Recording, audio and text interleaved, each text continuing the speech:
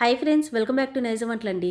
ఈరోజు మన రెసిపీ వచ్చేసి అందరూ ఎక్కువగా ఇష్టపడి తినే పూరి చాట్ రెసిపీ.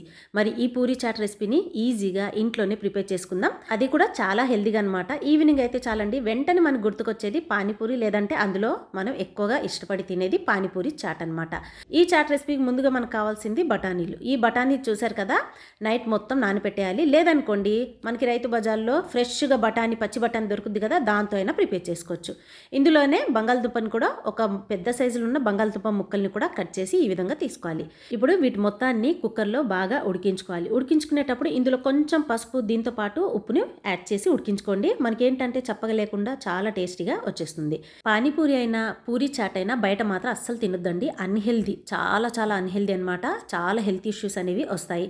అలా కాకుండా ఇలా సింపుల్గా, ఎక్కువ టైం కూడా పట్టదు, జస్ట్ 5 మినిట్స్లో మనం ప్రిపేర్ చేసి పిల్లలకి ఇచ్చేయచ్చు. ఇప్పుడు ఈ బఠానీ, బంగాళదుంప రెండు చక్కగా ఉడికిపోయిన తర్వాత ఇప్పుడు ప్యాన్ తీసుకోవాలి. ఇందులో ఆయిల్ కొంచెమే యాడ్ చేసుకోవాలి. 2 టేబుల్ స్పూన్ ఆయిల్, దీంతో పాటు బటర్ని తీసుకోవాలి. ఇందులో జీలకర్ర, పచ్చిమిర్చి, దీంతో పాటు ఆనియన్ ముక్కలు వేసి లో ఫ్లేమ్ మీద పెట్టి ఫ్రై చేసుకోవాలి. దీన్ని ఆయిల్తో ప్రిపేర్ చేసే కంటే బటర్తోనే ప్రిపేర్ చేయాలి. బయట స్ట్రీట్ ఫుడ్ మనం తింటూ ఉంటాం కదా, చాట్, పానీపూరి అనేసి. సో అదే విధంగా టేస్ట్ మనకి రావాలంటే బటర్ని ఖచ్చితంగా యాడ్ చేయాల్సిందే. నేనైతే కొంచెం తీసుకున్నాను, ఇంకొంచెం మనం యాడ్ చేయాలి. ఉల్లిపాయలు వచ్చేసి కొంచెం పచ్చివాసన పోయేంత వరకు ఫ్రై చేసుకున్న తర్వాత ఇందులో టమాటాలు తీసుకోవాలి. టమాటో వచ్చేసి ఎర్రగా ఉన్నాయి, 3 లేదా 4 తీసుకోండి, సరిపోతుంది.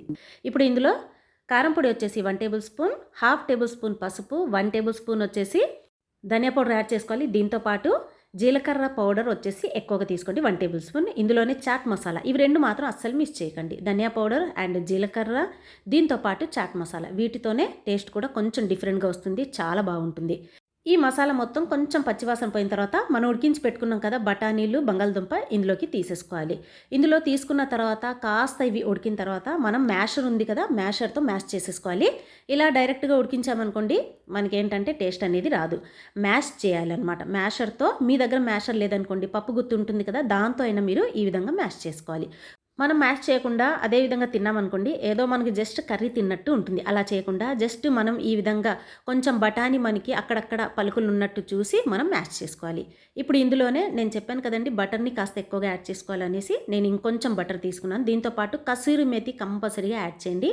కసూరి మేతిని కాస్త ఎక్కువగా యాడ్ చేసుకోండి. ఎంత కలుపుకుంటే అంత రుచి అనేది డిఫరెంట్గా మనకి స్ట్రీట్ స్టైల్లో ఎలా అయితే ఉంటుందో ఆ విధంగా వస్తుంది. ఇప్పుడు కాస్త ఇది ఉడికిన తర్వాత స్టవ్ని ఆఫ్ చేసేసి పైన కొత్తిమీరని యాడ్ చేసుకుంటే చాలు. అంతే అండి. ఇప్పుడు చూసారు కదా, చాలా సింపుల్గా, ఈజీగా, హెల్దీగా ఇంట్లోనే ప్రిపేర్ చేసేసుకోవచ్చు. ఇప్పుడు నెక్స్ట్ పూరీ ప్రిపరేషన్ ఏంటో చూసేద్దాం. ఈ పూరీ పాపడ్ వచ్చేసి ఈజీగా మనకి మార్కెట్లో అవైలబుల్గా ఉన్నాయండి. జస్ట్ ఆయిల్ బాగా హీట్ అయిన తర్వాత మనం ఇలా వేసేసామనుకోండి, మనం టర్న్ చేయకముందే అవే ఆటోమేటిక్గా టర్న్ అయిపోతాయి. అంత ఈజీగా ప్రిపేర్ చేసుకోవచ్చు.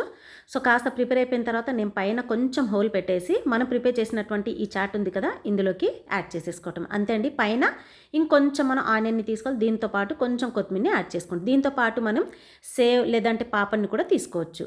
సో ఫ్రెండ్స్, మరి ఇంత హెల్దీగా ఇంట్లోనే ప్రిపేర్ చేసి ఎలా వచ్చిందో ప్లీజ్ నాకు కామెంట్ చేయండి. వీడియో నచ్చినట్లయితే తప్పకుండా లైక్ చేయడం మర్చిపోకండి.